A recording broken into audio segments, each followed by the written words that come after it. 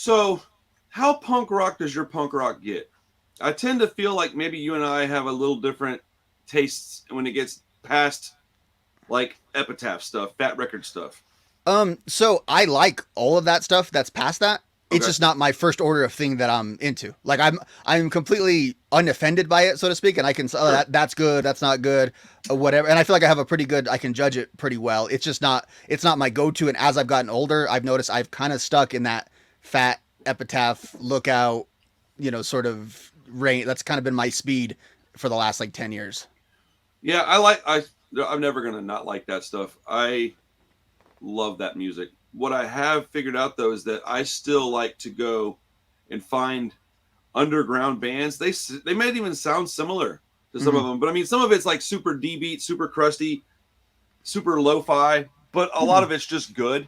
And that's why I was wondering because I was thinking maybe you should jump on a Sunday night punk rock review with me if you have time sometime soon, and I can show you some of these bands that I'm finding, dude. I'm finding some good music out there, dude, Mm-hmm. and I just want more people to hear it. That's all it is. Is that Yeah. these are bands that are probably barely making any money, if that at all. They're probably working full time jobs in addition to trying to do their band, and I would just like to be some kind of I don't know form of help if I can be. A vessel for them. Yeah. Yeah, so there's a few that I'll send you later on text or something about 3 or 4, maybe 5 bands that you should just go check them out. They're really good. Do you like any kind of oi stuff, or do you just like Mm-hmm. punk rock? Yeah, I can't name any of it for you, but Okay. send it to No, me and but I'll it's listen okay, to it. but Yeah, okay. So I'll send yeah. you some of the stuff that I'll start with some of the better produced stuff that sounds better, and then I'll just Mm, slowly eke my way down the ladder, and then you can do okay. This is where I don't like it anymore, and then mm. I'll have a better idea what to send you and what not to send you.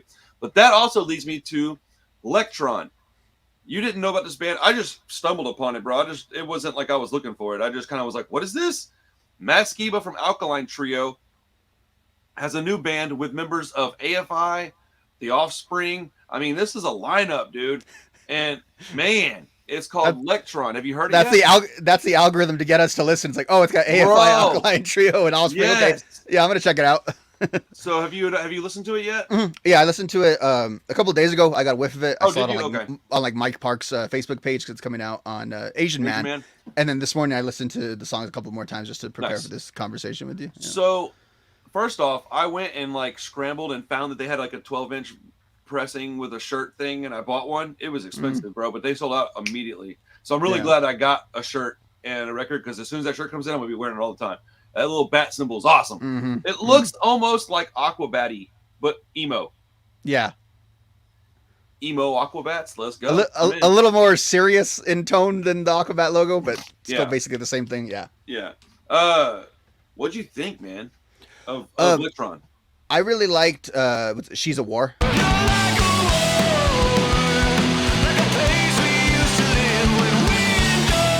I loved that Yes, song. I think I thought everybody likes that one. like it was a cool because I get kind of skittish on Skiba's side projects because he has a lot of different interests. So I'm not always down to like just follow him anyway. Like I like what he does in Alkaline Trio, and I didn't mind what he did in Blink. This is not Alkaline Trio, but you can hear Trio in it, so it's not off putting if you're a Trio fan that comes to it. It's so when I heard it was coming out on Asian Man, I thought okay, it's probably something ska related, and I was like, do I really need to hear Matt Skiba doing something ska related? And it wasn't that. It's like it's almost like a garage version of Alkaline Trio. I don't know how to describe. Like it sounds like if Alkaline Trio is a very tight band and they have a really formula that they're on and a very rigid thing. This felt like more like if Alkaline Trio were to get together and just kind of jam. And this might be the result of that, but it's got the Skiba magic and musically, I think it sounds like a jam, but it sounds like a competent and tight jam. It yes, I never looked at it from that perspective, but to me, it just sounded like. So when I saw that it was coming on Asian Man, I wasn't concerned at all because I know that Alkaline Trio's old stuff came out on Mm-hmm. Asian Man, so I wasn't thinking ska. I just can't imagine Skiba doing that. I would be, That'd be bro. funny. How weird would that be to have some like gothy emo type ska band come out and they're like all eyelinered out and they're like, dude, that'd be kind of amazing. The checkered suspenders, but they have little skull hearts on them. It'd be great. Oh, oh, it would be so lame, but I would have to be like Uh-huh. kind of into it. But so when I first heard it, the first thing I thought was, is this sounds like a better version of Alkaline Trio. Mm-hmm. Like it to me, it sounds better. It's the song. The songs aren't better. Mm-hmm. That specific sound and whatever sounded better to me at that point in time. Alkaline Trio, in my opinion, is one of my favorite bands of all time. So I'm not saying that Electron's better than Alkaline Trio, but like that's what I felt when I first heard it. I was like, "Dadgum, this is like an upgrade to what this is the best Matt Skiba stuff I've heard in years." Is what I felt. That's what I felt. That's the proper way to say it. This is the best Matt Skiba stuff that I've heard in a long, long time. And I thought, man, he sounds rejuvenated. Honestly, it sounds to me like he was a little irritated about the Blink situation, and he's like, "All right, I got some stuff to write." Boom, because this stuff could have been Blink songs if you just tuned it a little different, played it in a different key or something. Like it could have been in Blink songs. Yeah, because so, it's a little busier than what Alkaline Trio usually does. Yeah, and so because it's the way that the whole Blink thing happened. Honestly, it's kind of messed up, dude. They just kind of let Mark back in the band. Ain't really tell Matt Skiba much of anything until he heard about it on the same way we did. Yeah, I mean. That's a little low down, if you ask me. You should get the courtesy of at least a phone call of like, "Hey, this is what's happening." They should have FaceTimed that man with all three of them and said, "Hey, man, here's the deal. We wanted to talk to you about this because one of our brothers decided he wanted to get back in the family. This is family. We've been together for."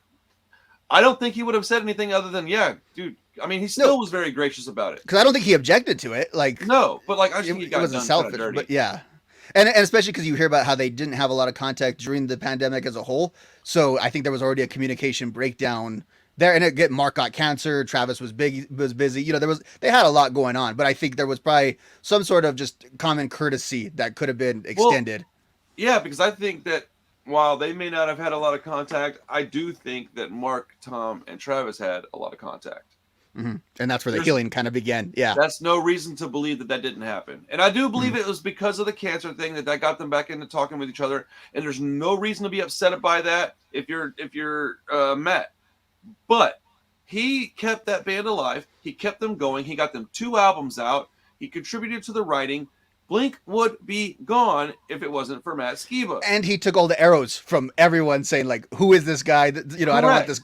Who's this goth rocker in my band?" He took all those arrows. Yeah. For the band. Yeah. And so for that, I think Matt Skiba deserves a lot more credit than he's getting. I think that Blink 182 owes Alkaline Trio a tour. I think that they should let them do a direct support tour where they're right under Blink 182, and then right below it in big ass letters, Alkaline Trio. Sell it to guys like us. Matt Skiba, formerly of Blink 182. So all the kids that don't know who he is knows that that's who he is. And you go up, you do Bored to Death with them or something once a night or something like that. Yeah. And then, that is what I think Matt Skiba is owed at this point. I don't think it's maybe they should. No. I think that they owe him that. I am shocked that he is not on this tour that they've got going right now. When I was like, Turnstile, it should be Alkaline Trio. Like, that's what I thought. And I'm not trying to hate on Blink. I love Blink. But in this situation, I'm a bigger Alkaline Trio fan than I am Blink by 10 miles. So, like, I mean, if it's not even a question. I'm getting an Alkaline Trio tattooed on my head. Like, that's top 5 bands for me, maybe. Top 10 at the worst. So, like, got them right here. Yeah, same thing. What I'm saying? Like, Blink's amazing, but they're not Alkaline Trio, dude. I'm sorry, guys, but like, they've even said as much. Like, Alkaline Trio kept us on our toes, and I think you told me that. Yeah, Tom was inspired by the lyrics, and I want to say it was "Good Morning," and that's part of how the self-titled album came out, which I don't think is that great, but lyrically, it's a lot deeper than anything else they ever did, and that was a direct influence of Skiba. Speaking of Good Morning, I've got 2 copies of that on the way too. I finally got some of those in print. Man, they're hard to get Alkaline Trio on vinyl. I've never owned Good Morning on vinyl. The only things on vinyl I have from Alkaline Trio are their past live stuff and the Asian Man stuff. All that Vagrant stuff I've never been able to get a hold of. It's hard to get. If I do have 2 copies, I'll let you know. We can figure out a way to get you one. Yeah. I'm not trying to charge you more than I paid for it. You're the homie. So, yeah, man. Electron, I thought was an amazing song. I mean, amazing little like single, like the 2-song package. The second song was good, but I liked that they dropped the worst song first because I liked it. I was like, oh, this is pretty good. And then She's a War came second, and I was like, whoa! I was like, oh man, this is really good. So like you could dig a whole album of this, yeah. Yeah, absolutely. If their full length comes out and it's 80% as good as She's a War is the whole way through, we're gonna have like an instant classic on our hands. And I think that LEKTRON has great visuals. I think that it's nice to get away from Alkaline Trio for a little while and do your own thing and still write even similar music, but be in a different group of people. Gives them the same kind of relief that being in Blink might have given him. And you've got comparable, I would say, better musicians with you. Like maybe not the drummer. I mean, Travis Barker's kind of hard to beat, but I mean, I would put the LEKTRON lineup against Blink-182 any day.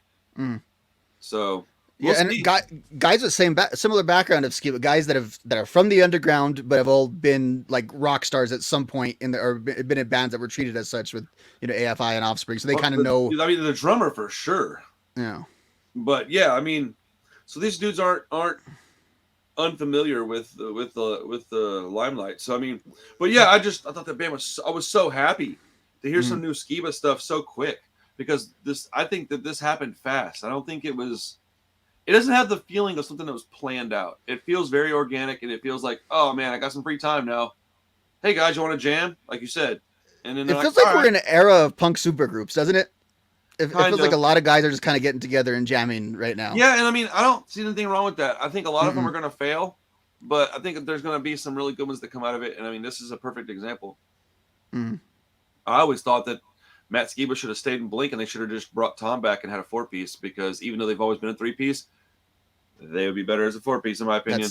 That's why when you try to do a Blink cover band, your band always sounds like crap, because there's actually 4 guitars that are mixed into every one of those sounds. It's hard to have a 3-piece, especially the way they play. So yeah, agreed there. Well, that's enough for LEKTRON talk for now. Let's move on, because boy, do I want to talk about this.